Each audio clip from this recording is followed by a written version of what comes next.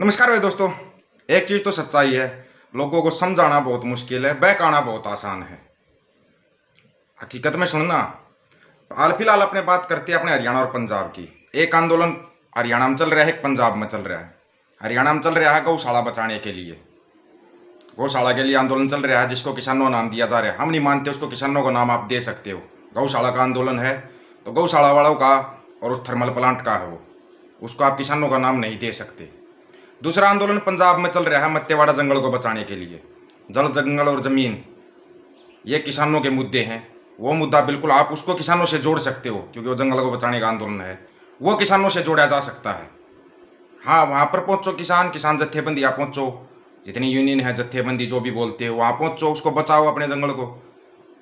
बारिश का मौसम, आप पेड़ तो लगाओगे नहीं, जो पेड़ लगे हुए हैं कम से कम उनको तो बचा सकते हो, वो तो बचा ही सकते हो, या उनको बचाने के लिए भी आप नहीं जाओगे। और रही बात टांग खिंचाए की, छोड़ो आप, जिसको जो करनी है, जिसको समझना विरोध कर रहा है वो विरोध को समझो। यह समझाने की बात है, जिसको समझदार होगा वो समझ भी जाएगा। आप कैसे कर सकते हो? गौशाला के ऊपर तो पर्टिकुलर टैग लगा हुआ है, कितनी गौशाला के नाम पे यूनियनें बनी हुई है, कितनी पार्टियां बनी हुई हैं। हमारी जो सबसे बड़ी पार्टी है बीजेपी पार्टी, खुद गाय के नाम पर वोट मांगती है, तो बीजेपी को खुद करना चाहिए उसका वो बात। अगर गौशाला की आती है तो बीजेपी के मंत्रियों को वहाँ पे जाना चाहिए और उसका वो करना, समाधान करना चाहिए। मामला केंद्र सरकार के अधीन है, केंद्र सरकार ही फैसला करेगी। ऐसे बिना बात के आप कहीं पर जाकर अगर वो करते हो ना, तो वो गलत है। दो आंदोलन और तैयार हैं, ये सबको पता है। वो दोनों हरियाणा में भी होंगे, पंजाब में भी, यूपी राजस्थान में, हर जगह पे होंगे वो दोनों आंदोलन। जो सबसे बड़ा आंदोलन बचा हुआ है एमएसपी, किसान की कर्ज माफी, C2+50 के आधार पर फसलों की खरीद, वो आंदोलन होगा। दूसरा आंदोलन जो होना है उसका आप भाई व्हाट्सएप पे मैसेज करना, तब बताएंगे। क्योंकि उस आंदोलन का अगर नाम भी लेते हैं ना, नाम लेने पर भी दिक्कत हो जाती है बहुत से लोगों को कि इस आंदोलन का नाम कैसे ले दिया।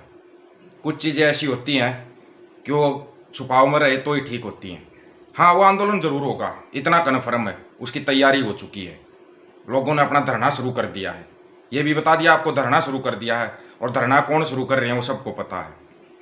आपके साथ हैं जो भी भाई इसके लिए धरने पर बैठे हैं और शुरू करने की तैयारी कर रखी है, कोई दिक्कत नहीं है।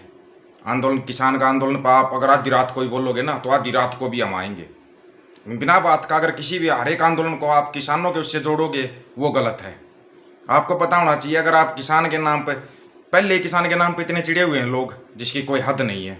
हद नहीं है, सबको पता है, क्योंकि किसानों ने झुका के दिखाया था सरकार को, वैसे ही चिड़ा हुआ है सब कुछ। फिर आप हर एक आंदोलन को अगर किसान का नाम दोगे, वहाँ पर जो 302 और 307 के मुकदमे लगाए हैं, वहाँ पर भड़काने वाले कौन थे, उन पर लगाओ ये मुकदमे। सरकार या प्रशासन से अपील है, जो भड़काने वाले हैं उन पर लगाओ ना ये मुकदमे। आम जनता है, उनको तो पता ही नहीं था तुम किस लिए आए हो और क्यों आए हो यहाँ पे। वो तो वहाँ पर चले गए, मुकदमे उन पर लग गए। उनके मुकदमे हटाओ, और जो करने वाला है, किसने किया, क्यों किया, प्रशासन उचित कार्रवाई करे, मुकदमे उन पर लगाओ ताकि उनको पता लगे।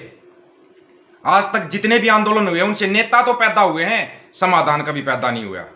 सच्चाई है ये, सच्चाइयां बहुत कड़वी होती हैं। जितने भी आंदोलन हुए हैं देश में, उनसे सिर्फ नेता पैदा हुए हैं, समाधान कभी निकला ही नहीं। आज़ादी के बाद से आप कोई भी आंदोलन उठा के देख सकते हो। अन्ना हजारे आंदोलन, पूरी पार्टी ही निकल के सामने आएगी, प्रधानमंत्री तक के दावेदार होने लगे लोग। किसान आंदोलन, दुनिया भर के नेता निकल के आगे सामने, चुनाव लड़ना शुरू कर दिया। अब लोगों को पता है कहीं पर भी आंदोलन करो, राजनीतिक पारी शुरू करने का सबसे आसान तरीका, आंदोलन करो लेकिन मुद्दों पे होना चाहिए। बिना मुद्दों के आंदोलन कोई आंदोलन नहीं होता। मुद्दे अगर ठोस होंगे ना तो आंदोलन चलेगा, नहीं तो नहीं चलेगा, ये भी याद रखना। आपको पता ही नहीं आपके मुद्दे क्या हैं। किसान का मुद्दा क्या है? जल, जंगल और जमीन। इससे अलग किसान का कौन सा मुद्दा है? आप हर मुद्दे को किसान से जोड़ोगे, कैसे मान लिया जाएगा इस बात को?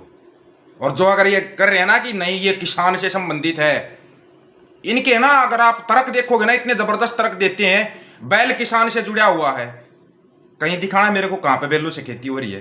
हो रही है क्या कहीं पर? कहीं पर भी नहीं हो रही। आर्थिक ऐसा योग करो, आप 10,000 से ऊपर का कोई भी सामान मत खरीदो, अपने आप आ गया किसान से संबंधित आंदोलन। किसान की मांग भी मानी जाएगी, एमएसपी की जगह एमआरपी की मांग करो किसान, अपने आप पता लग जाएगा आंदोलन क्या चीज है। आंदोलन को आप जो मुद्दा है उस मुद्दे पर तो ले नहीं रहे। मुद्दा पानी का है, गायब है, सिरे से गायब है। पानी ना पंजाब के पास ना हरियाणा के पास, लेकिन सिरे से मुद्दा गायब है। उन मुद्दों पे क्यों नहीं लड़ते आप? वो तो मुद्दे ही नहीं है आपके पास। लेकिन आपको मुद्दों से भटकाने के लिए कहीं ना कहीं आंदोलन शुरू कर दिया जाता है और आप चल देते हो।